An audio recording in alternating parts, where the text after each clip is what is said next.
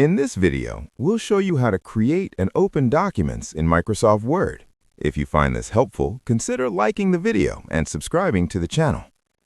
Microsoft Word is a word processing tool that allows you to create different types of documents. To get started, click on the search option at the bottom of your screen, type Word, and open the application. To create a new document, go to the top left corner and click on Blank Document, or choose a template if you prefer. To save your document, click File in the top left corner, then select Save As. Click Browse and choose the location where you want to save the file, such as the desktop. Once saved, you can access it anytime. To open an existing document, open Microsoft Word and click File in the top left corner. Select Open, then click Browse. Find the document you want to open, select it, and click Open. Your document will open and be ready to edit.